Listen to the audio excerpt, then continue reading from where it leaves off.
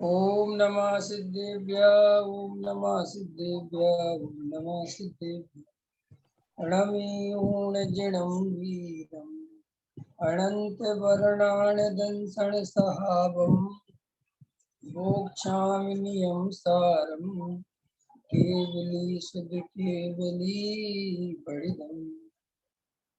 आचार्य कुंद कुंद देव द्वारा रचित नियम सार परमागम है। इस पे अपनी चर्चा चल रही थी। इसमें 6 द्रव्यों का स्वरूप चल रहा है। 6 द्रव्यों के ऊपर अपनी चर्चा चल रही है। पूज्य गुरुदेव श्री ने 6 द्रव्यों के बारे में क्या क्या चर्चा ली है, उसके आधार से अपन चर्चा कर रहे हैं। देखिए क्या कहते हैं। कारण कार्य नियम भाग 1। ये अपन ने देखा था कि देखो मुमुक्षु कह रहे हैं कि ऐसा सुनाने वाला ही नहीं है। कैसा सुनाने वाला नहीं है कि भाई 6 द्रव्य स्वतंत्र हैं, एक द्रव्य दूसरे द्रव्य का कर्ता धर्ता नहीं है, सभी आत्मा स्वभाव से सिद्ध हैं और अपने पुरुषार्थ से पर्याय में भी सिद्ध बन सकते हैं। ऐसी बात करने वाला मुमुक्षु कह रहा है कि गुरुदेव आपके अलावा हमें कोई दिखाई नहीं देता। पंडित जी, तो आपकी गुरुदेव कुछ आवाज आ रही है, कुछ वो हैं? पीछे पीछे से कुछ आवाज आ रही है, वो जैसे हवा की या कुछ ऐसी आवाज आ रही अच्छा अच्छा अच्छा, आपको आ रही है? अलका जी आपको आ रही है? अच्छा अच्छा, कोई नहीं। अभी ज्यादा आ रही क्या? डिस्टर्ब हो रहा है उससे? है। मतलब वो टक टक, मतलब वो कुछ हवा या ऐसा कुछ आवाज आ रहा है, हवा की अच्छा अच्छा, आवाज। नहीं नहीं, वो बराबर है। पापा ये पंखा बंद कर देना। देखो क्या कहते हैं कि आपके जैसी बात सुनाने वाला कोई नहीं है। तो गुरुदेव क्या कहते हैं कि भाई ये मैं सुनाने वाला नहीं हूँ, ये तो जिनेंद्र भगवान सर्वज्ञ देव की वाणी है। मैं तो बता रहा हूँ। तो वास्तव में ये जो भगवान आत्मा की चर्चा है, जो पुरुषार्थ की चर्चा है, जो भगवान बनने की बात है, ये बहुत गहरी बात है, बहुत वैज्ञानिक बात है और ये वस्तु का स्वरूप है। लेकिन ऐसा समझ लो जीव की, संसार की नेचर ऐसी है कि जो सच्चा आत्मार्थी है, जो सच्चा मुमुक्षु है, जो वेद ज्ञान करने वाले जीव हैं, जो सच्चा वस्तु स्वरूप समझने वाले जीव हैं, वे बहुत कम हैं। बहुत कम, मतलब बहुत कम में ऐसा मत समझना आपके जितने मुमुक्षु हैं जो स्वाध्याय करने लगे, जो पूज्य गुरुदेव श्री को उसमें आ गए, वे तो सब हो गए ना, वो भी नहीं है। उसमें भी बहुत विलक्षण प्रतिभा धनी, जिनके अंदर तर्क युक्ति है, जो वैज्ञानिक बुद्धि वाले हैं, जो थोड़ा सोच विचार वाले हैं, वे जीव ही इस तत्व विचार को करने में समर्थ होते हैं। वहां की फोटो किसी की भी लगा लो, बात किसी भी की कर लो, ग्रंथ कोई सा भी खोल लो, इन बातों में उलझने वाले संसार में बहुत सारे लोग हैं।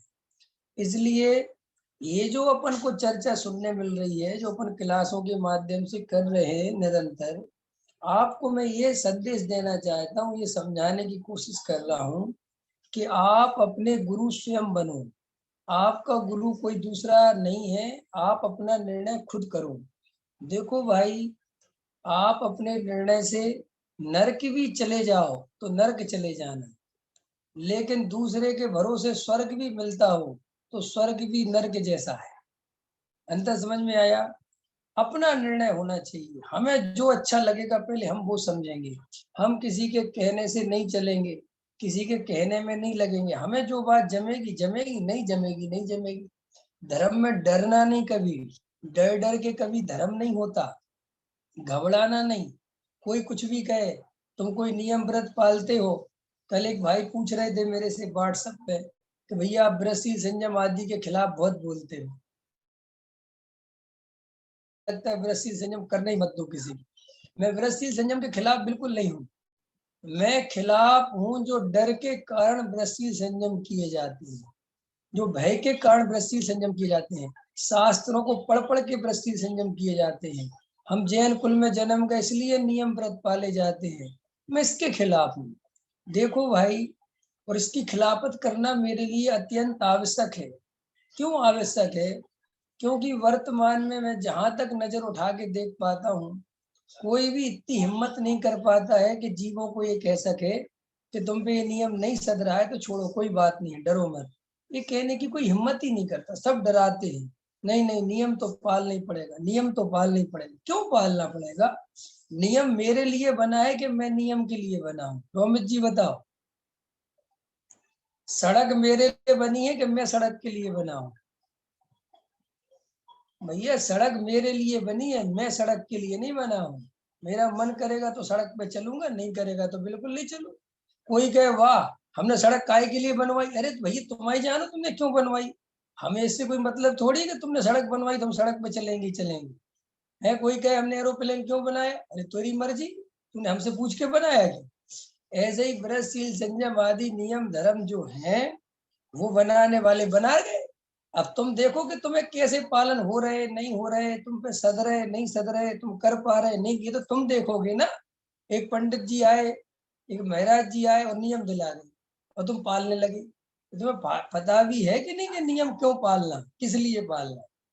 तो मेरा कहने का मतलब ये है कि देखो भाई, ये जीवन थोड़ा है।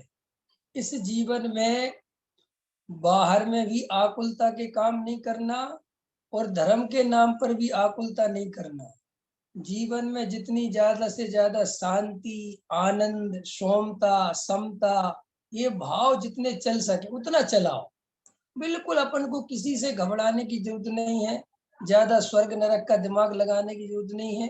कुछ नहीं, आपको सिर्फ 2-3 बातें अपने जीवन में समझनी है। वो 2-3 बातें सिर्फ ये है कि मैं आत्मा हूँ, ये शरीर मेरे से भिन्न है, शरीर और आत्मा का वर्तमान में संयोग है। आत्मा का स्वभाव जानने देखने वाला है, शरीर पुद्गल की जाति का है, वो पुद्गल द्रव्य है, मैं जीव द्रव्य हूँ। अंदर 2 प्रकार की चीजें चल रही हैं, एक मोह राग देश के परिणाम, एक जानने देखने वाला ज्ञायक स्वरूप। मैं ज्ञायक स्वरूप को भूलकर शरीर संयोग आदि में अपनापन करता हूँ, इसका नाम संसार है। और अगर मैं इनको छोड़कर अपनी आत्मा में अपनापन कर लूं, छोड़कर माने दृष्टि हटाकर, बस इसका नाम धर्म है। इतनी सी बात, और इससे ज्यादा कुछ दिमाग लगाने की जरूरत नहीं। फिर हाँ देखो, आज मैं बहुत विचार करता रहता हूँ, मैं इसलिए बातें बोल देता हूँ। देखो भाई, एक आदमी रात और दिन गुण स्थान पढ़ने में लगा हुआ है। कौन से गुण स्थान में क्या होता है, कौन से गुण स्थान में क्या, उदाहरण के लिए दे रहा हूँ मैं। अब मैं आपसे ही प्रश्न करता हूँ, वो गुण स्थानों की कितनी भी जानकारी कर ले, लेकिन आत्मानुभव तो उसे अपनी दम पर अपने अंदर जाकर ही करना पड़ेगा। वे गुण स्थान की जानकारी उसे आत्मानुभव नहीं करा सकती। आत्मानुभव करने के लिए तो शरीर से भिन्न और राग देश से भिन्न ज्ञायक भाव की दृष्टि करनी पड़ेगी, तभी तुम्हारा गुणस्थान चौथा होगा। वहां के गुणस्थान 13-14 जितने सब समझ लो बैठ के, समझ में आए ना, और सिद्ध भगवान का खूब स्वरूप समझ लो बैठ के। और खाली मैं गुणस्थान की बात नहीं कर रहा, तुम्हें जो जो समझना हो, मार्गणा स्थान समझ लो, मुनिराज कैसे रहते हैं, मुनिराज कैसे 28 मूल गुण पालते हैं, क्या करते हैं क्या नहीं करते, है ना। और एक गांव में कितने दिन रहना चाहिए और कितने दिन नहीं रहना चाहिए, तुम लगे रहो इन सब बातों में। इनसे आत्मा का कोई संबंध नहीं है, ठीक है। हाँ, वहां की शिक्षा पद्धति से, परंपरा पद्धति से अपने बच्चों को, आने वाली पीढ़ियों को भैया ये सब पढ़ाओ लिखाओ, सब समझाओ, मैं उसके खिलाफ में बिल्कुल नहीं हूँ। खूब शिविर चलने चाहिए, खूब शिविर लगाओ, जो करना है करो, लेकिन ये बात अंदर से समझ लो कि इससे धर्म का कोई संबंध नहीं। ये एक सामाजिक व्यवस्था है जिससे समाज अच्छे तरीके से चलती है, बस इतनी सी बात। मैं अपने बेटे को रोमित जी पढ़ाने भेजूंगा, अच्छी संस्था में भेजूंगा, मैं भी उसको सब कहता हूँ कि अच्छा ये पाठ पढ़ो, ये पढ़ो, ये पढ़ो, लेकिन मैं उससे एक बात साथ में कहता हूँ, इससे धर्म नहीं होता बेटा।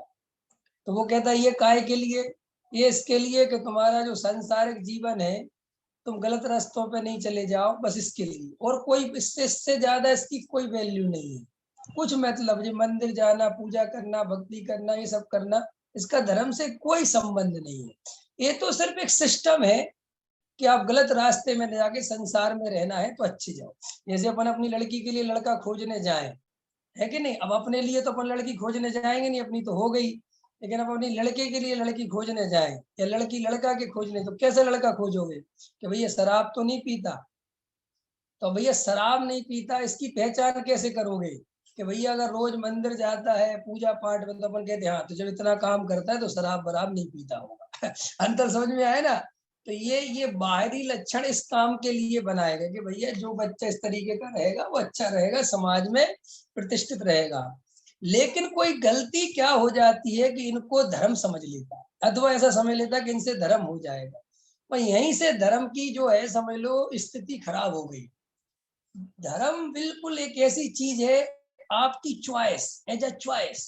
आप धर्म करना चाहे तो ये आपकी चॉइस है, ये कोई आप पे थोपा नहीं जा सकता, ये कोई मजबूरी में करने की चीज नहीं है, ये कोई डर के करने की चीज नहीं है। अंतर समझ में आया? निधि जी, टीवी वगैरह देखते हो नहीं देखते हो मुझे नहीं पता, लेकिन आप टीवी वगैरह देखते हो या कुछ भी देखते हो, मूवी देखते हो, कुछ भी देखते हो, तो अपनी चॉइस से देखते हो। कोई आप पे थोपता नहीं है कि नहीं नहीं साहब आपको देखनी पड़ेगी, आपको अच्छा लगे आप देखो, आपको अच्छा नहीं लगे कोई बात नहीं, बराबर।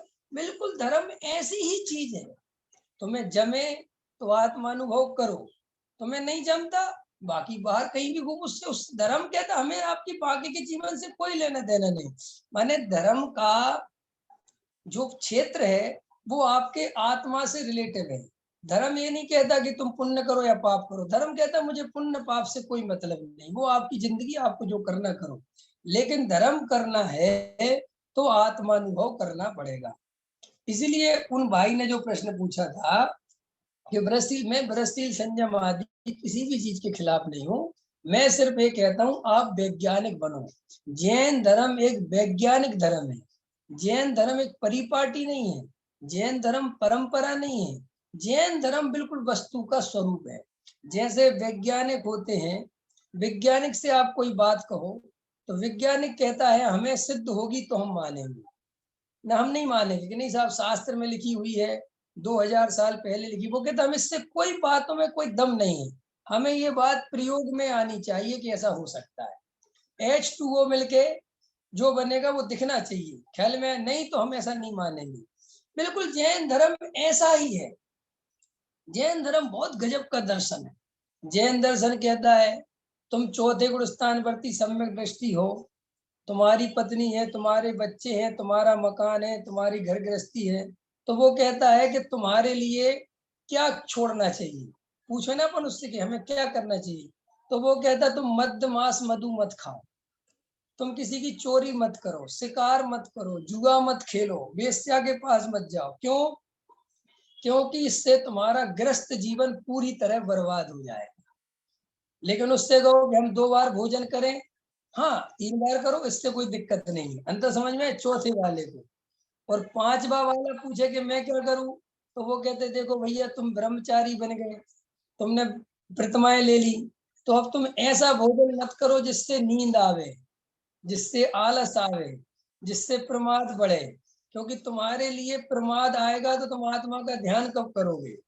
बराबर हो गया कि अब वही व्यक्ति मुनिराज बन गया, उससे पूछा कि मैं क्या करूं, बोले बिल्कुल सीधी सी बात है, अब तुम्हें गृहस्थों के संपर्क में बार बार नहीं जाना है, क्योंकि गृहस्थ के बीच में राग देश होते हैं, तुम एक टाइम भोजन करो बस और उसी में काम चला। तो कितना गजब का है, कोई जीव दया करो, ये करो, ये कोई बात ही नहीं है। जैन धर्म बहुत वैज्ञानिक है। अरे भाई एक इंद्रिय जीव को तुम बचा ही नहीं सकते, एक इंद्री को क्या बचाओगे, वो तो अंतर मूर्त में खुद ही 18 बार मर जाएगा। अंतर समझ में आया कि नहीं आया? उनने तो हर चीज का एक तर्क युक्ति से, वैज्ञानिक तरीके से जो आचरण है वो बताया है कि भाई अगर भोजन नहीं करना तो क्यों करना, करना तो नहीं करना। मुनिराज नवदा भक्ति पूर्वक भोजन क्यों लेते हैं, मुनिराज की नवदा भक्ति क्यों है? बहुत कारण है कि मुनिराज को जो शुद्ध सात्विक भोजन चाहिए, तो वो गृहस्थ की पहचान नवदा भक्ति से करते हैं कि इसको धर्म का ज्ञान है, विवेक वाला स्वाध्यायी जीव है तभी इससे आहार लेना। ना आहार में कोई अभक्ष चीज दे देगा तो क्या करेंगे मुनिराज, गलत चीज दे देगा तो क्या करेंगे मुनिराज। तो एक वैज्ञानिक तरीका है कि नवदा भक्ति से आहार मिलेगा तो आहार करेंगे। ख्याल में है कि नहीं है? अरे हम भी और आप भी तो करते हैं ना। ससुराल में जाएं दामाद जी तो जितना आदर ससुराल में मिलना चाहिए उतना मिले तो दामाद जी आहार ले, भोजन ले। और अगर उतना आहार नहीं दे, सासू माँ भी ढंग से बात नहीं कर रही, साला पेन नहीं छू रहा, कोई बात ही नहीं कर रहा, तो दामाद जी रोज भोजन नहीं करेंगे, कहेंगे यहाँ कोई इज्जत ही नहीं हमारी।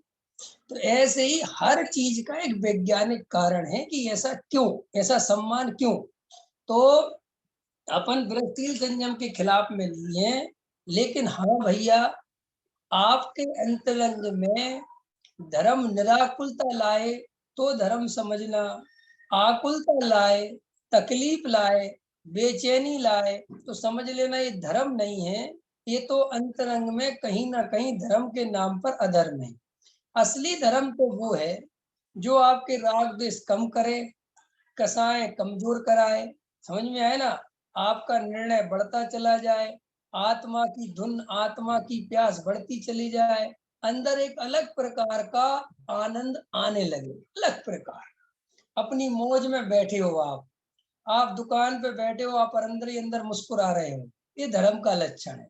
और अंदर ही अंदर किलस रहे हो, दूसरों को देख देख के, जे पापी जे नरक में जाएंगे, जे लोग देखो क्या कर रहे हैं, तो ये समझ लेने धर्म का लक्षण बिल्कुल भी नहीं है। जिन लोगों को धर्म की असली प्राप्ति होगी उनको सब जीवों के प्रति करुणा आने लगेगी, आने लगेगी अपने आप। सब जीव ऐसा लगेंगे काश यार ये भी आत्मा समझ जाते तो उनका मजा आ जाता। ख्याल में है ना। लेकिन हमें किसी को आत्मा समझ में आ जाए ये चिंता नहीं है, लेकिन कोई आलू खा रहा है इसमें परेशान है जी, आलू खा रहा नरक जाएगा। अरे भाई नरक वरक कुछ नहीं होता ऐसे जाने बाने से, आलू आलू खाने से। जीव आत्मा नहीं समझेगा तब तक उसे चार गति में घूमना ही घूमना है। ख्याल में है नहीं है? देखो अभी बहुत सारे वीडियो आते हैं, 9-9 साल के बच्चों को दीक्षा दे देते हैं, 11-11 साल के बच्चों को दीक्षा दे देते हैं, देखे होंगे आप सभी लोगों ने। अब मैं एक बात, आज ही मैं एक वीडियो देख रहा था, एक 9 साल के बच्चे ने दीक्षा ले ली। अब उस बेचारे 9 साल के बच्चों को कुछ तो पता नहीं और उसने दीक्षा ले ली। अब वो दीक्षा ले ली तो कुछ महीने बाद, 6 महीने बाद, 8 महीने बाद उसकी मम्मी माँ उसको मिलने आई। जिन गुरुजी से उन्होंने दीक्षा ली थी उस बच्चे ने, वो मिलने आई। तो उसने कहा कि हमारे जो छोटे मुनिराज हैं, जो छोटे हैं मुनिराज, वो कैसा चर्या पाल रहे हैं, कैसा है, कैसा स्वाध्याय कर रहे हैं। तो वो जिनने दीक्षा दी थी वो उसके सगे मामा, किसके, उस लड़के के, और वो बहन हुई उसकी जो उसकी माँ थी। तो वो माँ तो महाराज साहब उनके सगे भाई थे। तो बोले महाराज साहब वो छोटे मुनिराज कैसी कैसी चर्या पाल रहे हैं, कितना स्वाध्याय कर रहे हैं। तो वो चुप रहे, मैं आज सुन रहा था। तो बोले आप चुप क्यों हैं, क्या बात है, क्या अच्छी चर्या नहीं पाल रहे क्या? तो बोले अभी छोटा है बहुत ज्यादा ना, तो अभी समझता नहीं है, तो अभी क्या है कि कोई बच्चे आते हैं दर्शन करने तो वो उन्हीं बच्चों के साथ खेलने लगता है। ख्याल में है कि नहीं आया? वो खेलने लगता है या वो कहानी किस्तों की कॉमिक्स पढ़ता रहता है। तो वो बोले साहब अरे ये तो बहुत दुख की बात है। बोले नहीं नहीं, 9 साल का बच्चा है ना, अभी धीरे धीरे 3-4 साल बाद बड़ा हो जाएगा तो सीख जाएगा। अब मैं आपसे कहता हूँ कि प्रश्न सोचो अपने मन में कि हम ऐसे बच्चों को जो भी कोई तत्व ज्ञान नहीं समझते, स्वरूप नहीं समझते, मात्र दीक्षा लेनी चाहिए, दीक्षा लेनी चाहिए, दीक्षा लेनी चाहिए, ये जन्म संयम के लिए मिला है, और हम उन बच्चों को दीक्षा दे देते हैं। बेचारे उनको अभी पता नहीं है, बड़े भी नहीं हुए, जवान भी नहीं हुए, कुछ अभी दुनिया नहीं देगी। अब 1 मिनट में अब ऐसे वो बेचारे, क्योंकि ऐसा होता है ना, माहौल बनता है ना, माहौल, माहौल तो समझते होगे ना आप लोग, माहौल क्या होता है, वातावरण बनता है ना।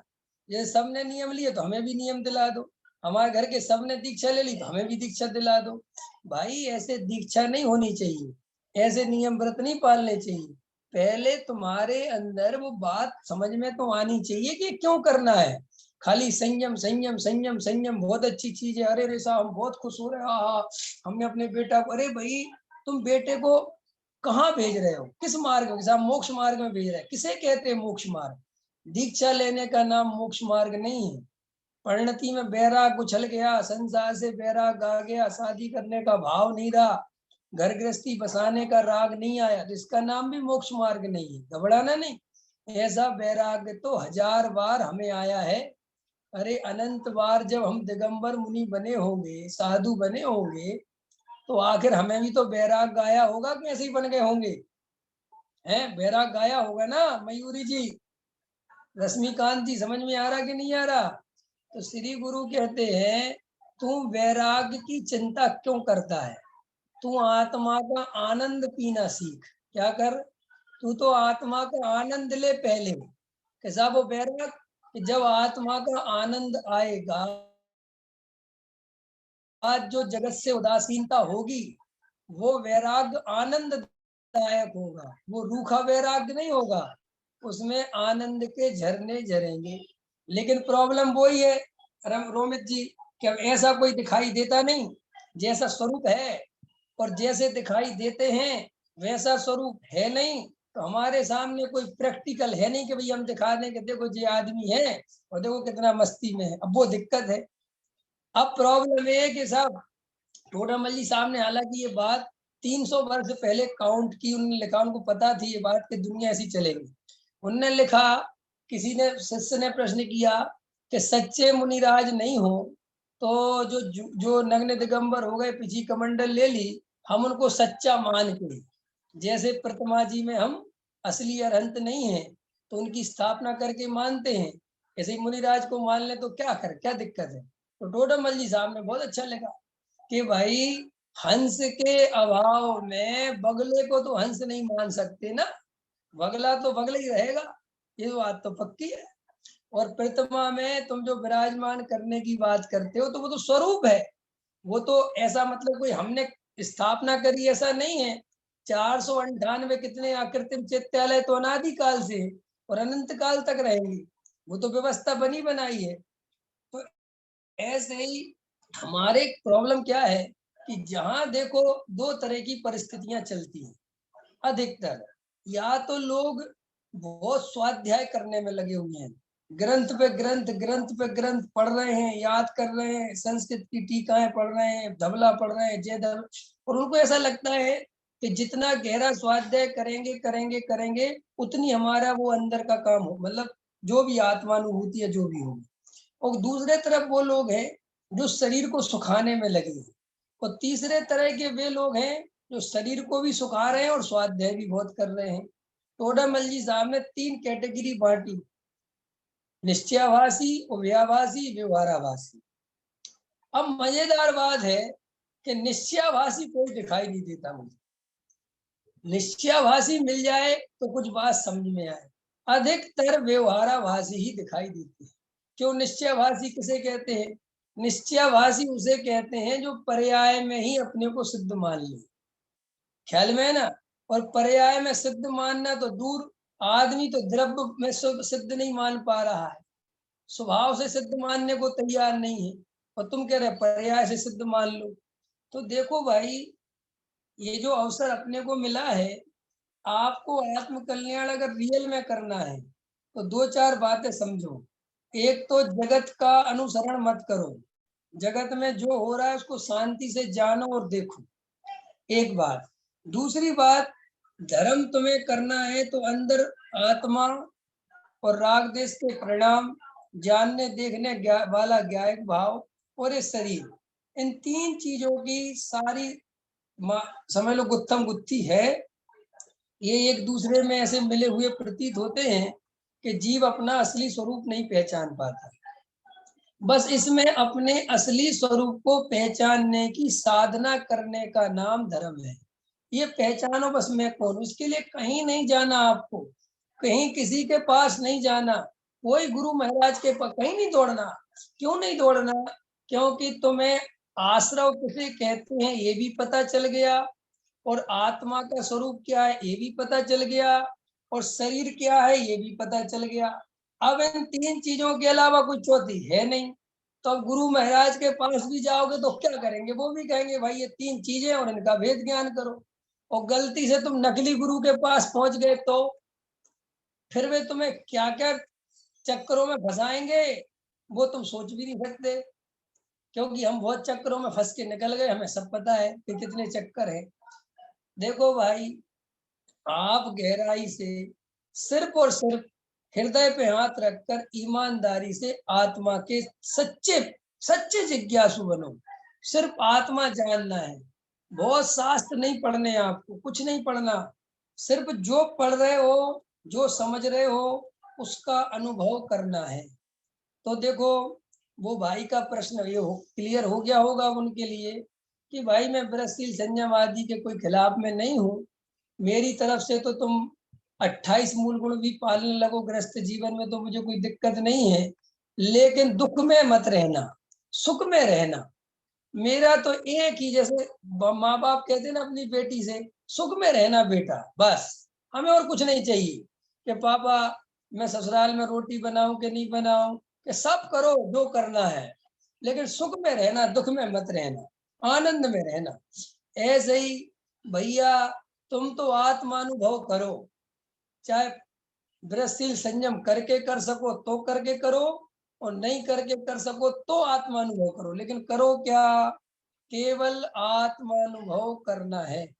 सचिन जी,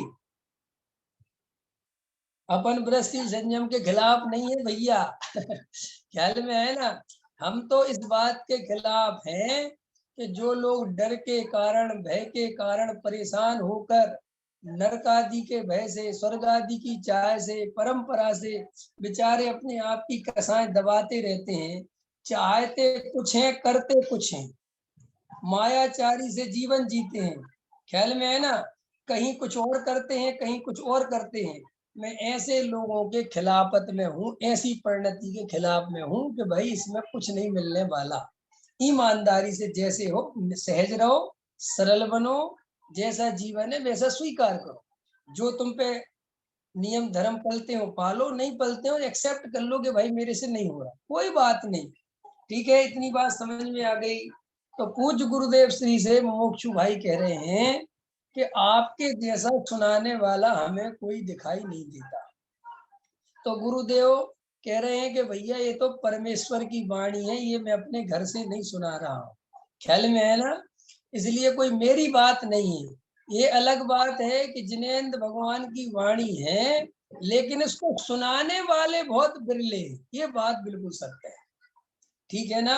इसलिए अपन का तो भाग्य है कि अपन को तो गुरुदेव मिल गए, अभी अपन को ज्यादा झंझट नहीं पालने। देखो क्या कहते हैं और आगे क्या कहते हैं, दिगंबर संत, आप संत के अतिरिक्त कहीं नहीं, नहीं नहीं, अब क्या कह रहे, अगला मोक्षु कह रहा कि मुझे तो आप ही संत दिखाई देते हो, ऐसा लगता है कि हमारे संत तो आप हो। तो क्या कह रहे गुरुदेव, नहीं नहीं नहीं, ऐसा नहीं, यह तो कुंद कुंद आचार्य, अमृत चंद आचार्य, पूज्य पाद स्वामी महासंत, धर्म के स्तंभ जंगल में रहने वाले नग्न दिगंबर मुनिराज और अपने आनंद स्वरूप में झूलने वाले थे। मात्र नग्न नहीं, ऐसा नग्न पना तो अनंत बार ले लिया।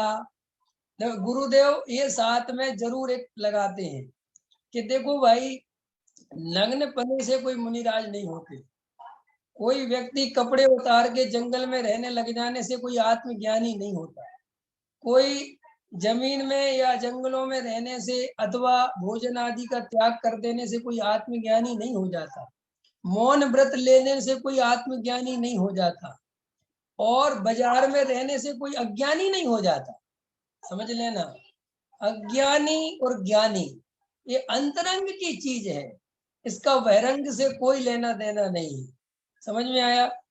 पहले के लोग धोती कुर्ता पहनते थे तो ज्यादा ज्ञानी थे, आज के लोग जीन्स टी शर्ट पहनने लगे तो कम ज्ञानी हो गए क्या है, जबकि आज के लोग ज्यादा होशियार हैं, पुराने लोगों से आज के लोगों में बुद्धि बहुत ज्यादा है, बहुत तीक्ष्ण बुद्धि लेके चल रहे हैं, समझ में आया।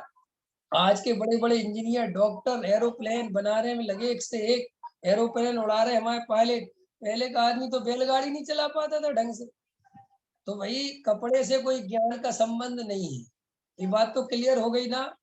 ऐसे ही खाने पीने से भी ज्ञान का कोई संबंध नहीं है, पूछो कैसे, कि बड़े बड़े अच्छे अच्छे फैमिली में अपन देखते हैं कि माँ बाप बच्चों को सब विटामिन देख देख के खिला रहे किसमें कितना विटामिन है, तो भी ना उनका ज्ञान बढ़ रहा और ना शरीर बढ़ रहा। और एक गरीब आदमी बेचारा नमक रोटी बड़ी मुश्किल से बच्चों को दिला पा रहा है, और उसका बच्चा पुष्ट भी है और होशियार भी है। तो इससे भी पता चल गया कि खाने पीने से कोई मतलब नहीं है ज्ञान का। तो जैसे लौकिक में ये बात हमें समझ में आ जाती है, ऐसे ही अध्यात्म में भी समझ लेना। अगर तुम सोचते हो कि हम नग्न दिगंबर साधु बन जाएंगे तो आत्मज्ञानी जल्दी हो जाएंगे, कई लोग ऐसा भी बोलते हैं, निर्वृत्ति ले लो तो अवसर ज्यादा है। क्या बोलते हैं? अवसर ज्यादा है, घर गृहस्थी में थोड़े अवसर कम है। ऐसा बिल्कुल भी नहीं है। अवसर न निर्वृत्ति में है न प्रवृत्ति में है, अवसर तुम्हारी रुचि में है। काय में है? तुम्हारी रुचि कैसी है, इस बात से डिसाइड करता है कि तुम आत्मानुभव कर पाओगे कि नहीं कर पाओगे। तुम ब्रह्मचारी आश्रम में रहते हो तो ऐसा मानते हो कि साहब इन लोगों के पास अवसर ज्यादा है अथवा ये लोग जल्दी ज्ञानी हो जाएंगे। ऐसा बिल्कुल भी नहीं है। बहुत बार तो ऐसा देखा जाता है कि जो जितने अवसर में रहता है सबसे ज्यादा अवसर वो ही खो देता है। क्यों खो देता है? क्योंकि वो अवसर में ही उपादेय बुद्धि कर लेता है, वो अपने ब्रह्मचारी पने में ही उपादेय बुद्धि कर लेता है। ख्याल में है ना? जैसे पंडित का लड़का पंडित बन जाए कोई कीमत का नहीं है, घबराना नहीं। क्या कह रहा हूं मैं सुलभा जी? पंडित का लड़का पंडित बन जाए वो बहुत कीमत का नहीं है। क्यों नहीं है बहुत कीमत का? क्योंकि उसको परंपरा से पंडित्याई मिल गई। वो कभी नहीं समझ पाएगा कि पंडित पना क्या है क्या नहीं है। वो तो उसका बाप भी पंडित था तो वो भी पंडित्याई करने लगा, क्या दम इन बातों में।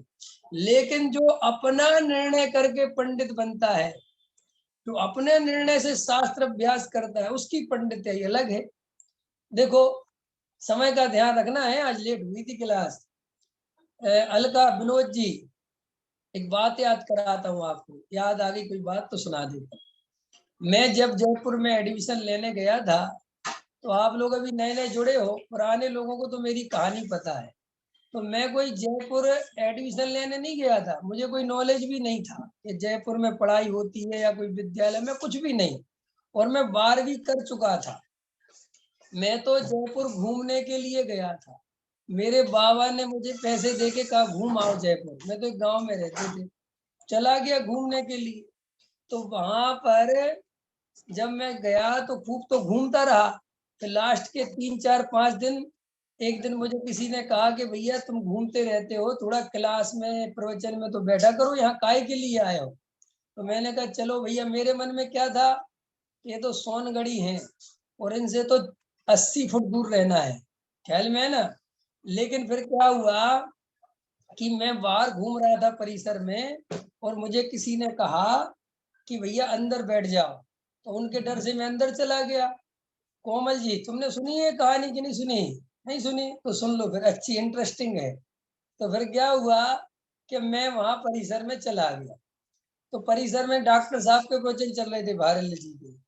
तो मुझे पता नहीं क्या हुआ, वो प्रवचन चल रहा था, मैं स्वयं भगवान हूँ। तो मुझे वो प्रवचन ऐसा पसंद आया, ऐसा अंदर भाव जगा, ऐसा लगने लगा कि भैया ये तो बात परम सत्य है। ऐसा मतलब कोई पूरब हो की देश ना, कोई बात याद आ गई, ऐसा लगने लगा। बहुत आनंद आया, और इतना आनंद आया कि मुझे लगा कि यार ये तो सुनने लायक बात है। तो मैंने फिर क्या किया, सुबह से लेके शाम तक जितनी कक्षाएं चलती थी, अभय जी, उत्तम चंद जी, है ना, ये सबकी क्लास सुनने लगा और खूब सुनी। और एकदम 2 दिन में पूरे वहां पे बाल बोध, वीतराग विज्ञान, तत्व ज्ञान, छेड़ाला सब रात रात भर में पढ़ डाले मैंने।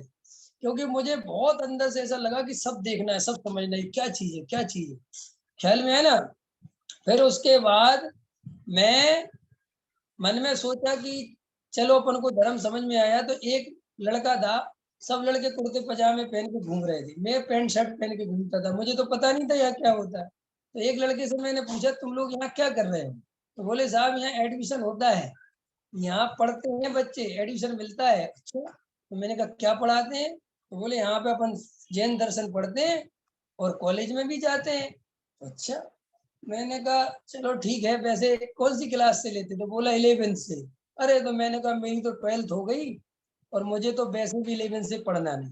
तो वो एकदम बच्चा बोला मेरे से, लड़का, बोले तुम्हारे जैसे लड़कों के एडमिशन होते भी नहीं यहाँ पे। ख्याल में है ना। तो मेरे को एकदम तकलीफ हो गई। मैंने कहा यार क्या बात कर दी, मैं एडमिशन करके दिखाऊंगा। तो मैंने वहां पे एक फॉर्म वगैरह भर दिया और एक इंटरव्यू हुआ।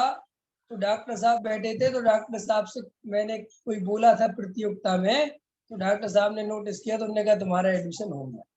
तो मैं कहानी तो सुना रहा हूँ कि मैं जयपुर में जब पढ़ने गया तो वहां मैं अपने निर्णय से बना, अपने निर्णय से मैंने स्वाध्याय तत्व समझा।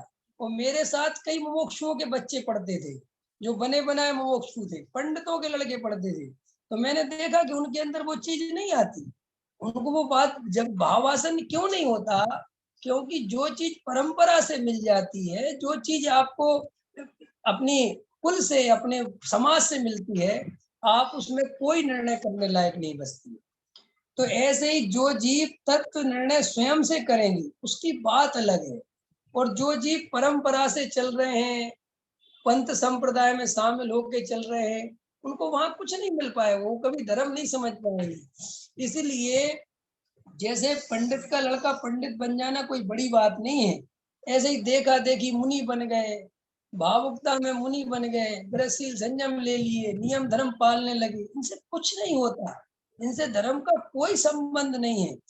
धर्म है एक अपनी अंतरंग रुचि। धर्म है आपको आत्मानुभूति की कितनी प्यास है। प्यास कई तरह की हो सकती है। आत्मा के नाम पर कई लोगों को इतनी प्यास जग जाती है, अनुभव की नहीं, काहे की ये तत्व ज्ञान घर घर बांटना है। क्या करना है? ये तत्व ज्ञान मैं कितने पंडित विद्वानों को सुनता रहता हूँ, हमें घर घर पहुंचाना है, हमें धारा घर घर पहुंचानी। कौन सी धारा घर घर पहुंचानी? कौन सी कौन सी धारा पहुंचानी है कोमल जी? कौन सी प्रभावना करनी है? यही प्रभावना करने सभी जीवों को स्वाध्याय मिल जाए, आत्मा समझ में आ जाए, भेद ज्ञान कर ले, सब जीवों को मोक्ष मार्ग मिल जाए। लेकिन कभी सोचा है तुमने कि मोक्ष मार्ग जब हमें ही अभी ढंग से नहीं मिला, हम दूसरों को मोक्ष मार्ग कहाँ से दे सकते हैं? तब तो सारे इसलिए पंडितों को, अब तो सारे पंडित ही बंद हो जाएंगे। हाँ, तो पूरे अपन जयपुर। को अपन को ये करना है। नहीं, अपन किसी पंडित के, किसी को उसमें नहीं कह रहे, मैं खुद के बारे में कह रहा हूँ कि हमें पहले अपने अनुभव में की ओर बढ़ना है। हम जो स्वाध्याय कर रहे, आपसे जो चर्चा कर रहे, पहले इस चर्चा में हमारा मतलब ये है कि भाई पहले ये निर्णय करो कि अपन को धर्म करना है कि स्वाध्याय करना है, कि अपन को टारगेट क्या है। मतलब अभी अपने को क्या दिखाई देता है जगत में कि बहुत सारे जीवों को आत्मानुभव लक्ष्य ही नहीं है, सिर्फ आत्मा की बात है, उनका आत्मानुभव की तरफ ध्यान ही नहीं है। बहुत स्वाध्याय करते हैं, बहुत प्रचार प्रसार करते हैं, लगे भी रहते हैं, लेकिन वो भी आत्मानुभव की फीलिंग नहीं, धर्म नहीं है। ये कहने में तो आता है, लेकिन अंदर वो फीलिंग कि मुझे अनुभव करना है, वो आपको अनुभव करना है, उस तरफ जोर नहीं है। और जब तक उस तरफ जोर नहीं आएगा किसी भी चीज का, चाहे मेरा हो चाहे आपका हो, हमारे धर्म की शुरुआत नहीं हो सकती। और जो जिनवाणी में लिखा है ना कि ये धर्म अनंत बार जीव को अवसर मिला चला गया, अनंत बार अवसर मिला चला गया, इस पे मैंने पीछे एक दो प्रवचन किए हैं कि कभी गहराई से विचार करना अपने बारे में, दूसरे के बारे में नहीं, अपने बारे में विचार करना कि मैं अनंत बार मुनि बना, अनंत बार आर्य का बना, अनंत बार शास्त्रों को याद किया और मैं चूक चूक गया, बार बार आत्मानुभूति नहीं कर पाया, सम्यक दर्शन की प्राप्ति नहीं कर पाया। तो ऐसा प्रश्न करना मन में अपने आप से कि मैं वर्तमान में ऐसा कौन सा काम कर रहा हूं जो उससे थोड़ा सा अलग है, जो मैंने अनंत बार किया है। तो गहराई से विचार करना। मैं गारंटी देता हूं आपने जितना काम पिछले जन्मों में किया होगा उससे अभी आधे से आधा भी काम नहीं कर रहे। और जब उतना सारा काम करके भी आत्मानुभूति नहीं हो पाई, तो अभी ये थोड़ा सा काम करके आत्मानुभूति के कैसे काम बनेगा? तो आत्मानुभूति जिन जीवों को करना हो, वे जीव पहले नंबर पर तो ये पंथ संप्रदाय से थोड़ा सा हट जाए, माने कहाँ क्या चल रहा है, क्या कुछ इन सब चीजों से हटो, और जितना बने एकांत में बैठ के आश्रव और आत्मा का भेद ज्ञान करना सीखो, और बार बार एक एक गहराई से विचार करो, घर गृहस्थी के बारे में विचार करो, संयोगों के बारे में विचार करो, इनमें सुख की कल्पना चल रही है उसके बारे में विचार करो, पर द्रव्य से सुख कैसे मिलेगा, नहीं मिलेगा, क्या मिलेगा, इसका विचार करो, 5 इंद्रियों के बारे में विचार करो, संयोगों के बारे में विचार करो, धर्म के बारे में क्या क्या चल रहा है दुनिया में, शास्त्रों को पढ़ने से धर्म नहीं मिलता, तो क्या शास्त्र पढ़ने पढ़ने पढ़ने पढ़ने पढ़ने में अपना समय लगाना, ये सब चीजें, हर चीज आप जितनी गहराई से, हृदय से गहराई में जा के समझोगे, ये सब कारण हैं जीव को आत्मानुभव की ओर ले जाने वाली, और कोई कारण नहीं है आत्मानुभव कराने वाला।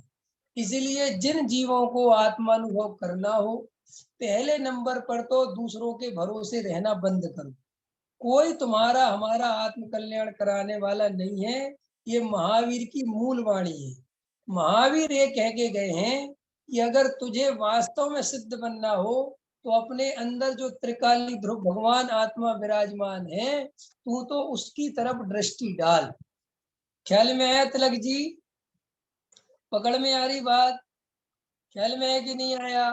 देखो भाई, जैसे हम और आप, अलका जी, विनोद जी, ध्यान दे, प्रकाश विजय मुंबई, समझ में आ रहा भैया? प्रकाश जी मुंबई वाले, विजैन, समझ में आ रहा है? आवाज नहीं जा रही क्या इनको? अनीता जी आपको सुनाई दे रही है आवाज? अच्छा, तो पकड़ में आया। फिर और समझ लो थोड़ा सा, और एक बात समझा देता हूँ कि जैसे एमए पढ़ाई जिसने कर ली हो, उसको द्वारा पहली क्लास में एडमिशन नहीं लेना चाहिए। पढ़ा है ना ये सब? अलका जी, नीमच वाली, आपकी पढ़ाई पूरी हो गई ना, ग्रेजुएशन वगैरह? हाँ साहब हो गया, तो वापस एडमिशन करा दें पहली क्लास में। अरे खाली बैठे रहते हो, पहली क्लास में पढ़ोगे कुछ तो सीखोगे दोबारा से, है उपयोग इधर उधर जाता है कुछ तो। चलो स्कूल में एडमिशन, तो आप क्या कहोगे? अरे ये कोई बात हुई क्या है? ये भी कोई बात हुई क्या? ऐसा बोलोगे ना कि भाई हम कुछ भी करें लेकिन पहली क्लास में तो एडमिशन नहीं दे सकते। ऐसे ही बहुत सारे जीवों के मन में ये आता है कि हम स्वाध्याय में साहब हमने पढ़ लिया। अरे भाई, मैं, आप लोग जितने भी मेरे क्लास में बैठे हो, मैं सब लोगों के बारे में इतना अच्छे से जानता हूँ कि आप लोगों को जितनी जैन धर्म की नॉलेज होनी चाहिए आत्मानुभव के लिए, उतनी नॉलेज प्रत्येक जीव को है जो यहाँ बैठा हुआ है। अब आप सिर्फ और सिर्फ प्रयोग करने में दिमाग लगाओ, और वो प्रयोग मैं नहीं करा सकता। वो प्रयोग कौन करेगा? वो प्रयोग आप स्वयं करोगे, और आप करोगे तो आपको अपने आप समझ में आने लगेगा कि धर्म अंतरंग से हो सकता है कि बहिरंग से हो सकता है। आपका हृदय परिवर्तन अंदर से होगा, बाहर से हृदय परिवर्तन होता तो है, लेकिन वो क्षणिक होता है, वो ज्यादा देर टिकता नहीं है। करुणा जी समझ में आ रहा है? अच्छा, बहुत अच्छा। अभी एक बहन पूछ रही हैं प्रश्नोत्तर करने के लिए, तो अपन ने एक चीज सोची है, इस गुरुवार को, जो गुरुवार आएगा अभी परसों, उसमें जो अपन समय सार की क्लास लेते हैं, तो कम से कम 11 क्लास हो गई। 11 क्लास बोले तो कम से कम बहुत दिन हो गए। तो अभी कल अपन परसों संघ का समाधान ही रखेंगे पूरी क्लास में। क्या करेंगे? संघ का समाधान। आप अपने अपने प्रश्न जो भी आपको पूछना हो वो अपने लिख लेना, और मेरे से एक एक प्रश्न का जवाब क्रम से व्यवस्थित पूछना, हैंड रेस करना, मैं उठा के आपसे पूछ लूंगा, आपका बता दूंगा, या मुझे व्हाट्सएप भी कर देना साथ में, ताकि मुझे वो प्रश्न पढ़ने में आ जाए तो मुझे क्लियर रहेगा। तो उस दिन अपन संघ का समाधान करेंगे। और संघ का समाधान में एक बात ध्यान रखना, अपने हृदय की बात पूछना, इधर उधर की बातें बिल्कुल मत पूछना। और नहीं पूछना हो तो जबरदस्ती मत पूछना, ये भी समझ लो। मतलब पूछने के लिए मत पूछना, ठीक है। मन में आए कोई प्रश्न तो पूछना। अब मेरे से पूछने लगो कि साहब वो 13वें से 14 गुलिस्तान में जाने में कितना टाइम लगता है, ख्याल में है ना, मुझे नहीं पता कितना लगता है, ठीक है। शांति से बैठ के जो आत्मा अनुभव की बातें हैं अपन को वो करनी है। अभी का समय मेरे हिसाब से हो गया है। अपन विशेष चर्चा गुरुवार को लेंगे शंका समाधान में, और संडे को फिर समय सार की कर्ता कर्म अधिकार की क्लास चलेगी, ठीक है। अभी का समय हो गया, तो अभी अपन ने इतनी बात ली। तो गुरुदेव ने कहा कि भाई 6 द्रव्य ये बताने वाले सर्वज्ञ भगवान हैं। एक द्रव्य दूसरे द्रव्य का कर्ता धर्ता नहीं है, सभी द्रव्य स्वतंत्र हैं, कोई द्रव्य किसी द्रव्य के अधीन नहीं है। ये बात जो जीव अनुभव पूर्वक सीखेगा, अनुभव में जाके देखेगा कि एक द्रव्य दूसरे द्रव्य का वास्तव में कोई कर्ता नहीं है, वो जीव ही 6 द्रव्य का सच्चा स्वरूप समझ पाएगा। खाली पढ़ने मात्र से कि एक द्रव्य दूसरे द्रव्य का कर्ता धर्ता नहीं है और अनुभव नहीं करेगा, तो वो जवान से कितने ही बोलेगा कि एक द्रव्य दूसरे द्रव्य का कर्ता धर्ता नहीं है, श्रद्धा उसकी यही बनी रहेगी कि कर्ता धर्ता है। अंतर समझ में आया? निमित्त से तो करता है ना, कम से कम ये भाषा निमित्त की है, दृष्टि उपादान की है। अपन बोलते हैं ना, मैं आप लोगों को पढ़ा रहा हूँ ना, निमित्त मात्र हूँ जी, मैं कुछ नहीं हूँ, ये बोल ही रहे हो, अंदर तो लगता है कि मैं ही तो पढ़ा रहा हूँ, मेरे अलावा कौन पढ़ा सकता है। तो इसलिए भाषा सुधारने से अंदर नहीं सुधर जाता, अंदर सुधारने के लिए अनुभव की आवश्यकता पड़ती है, ठीक है मयूरी जी, युग सोनी जी, समझ में आ गया? ठीक है अनीता जी, अभी की क्लास पूरी हो गई। सहजानंदी शोध स्वरूपी अविनाशी में आत्म स्वरूप, ये है मरे पर मैं नहीं मरता, अजर अमर में आत्म स्वरूप, सहजानंदी शोध स्वरूपी अविनाशी में आत्म स्वरूप, निज निधि निज में बताई, यह परम उपकार है, उसके लिए जिन वाणी माँ को वंदना सतवार है, वंदना सतवार है। बोलो द्वासंग में जनवाणी माता की जय, महान जैन धर्म की जय, पंच परमेष्ठी भगवान की जय। सभी को सादर जय जिनेन्द्र, शुभ रात्रि। पंडित जी आज की टॉपिक?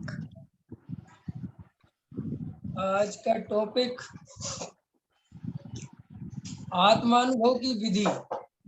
आत्मा अनुभव की विधि और गाथा गाथा नंबर 9। ओके। प्रश्न उत्तर पूछ दिए।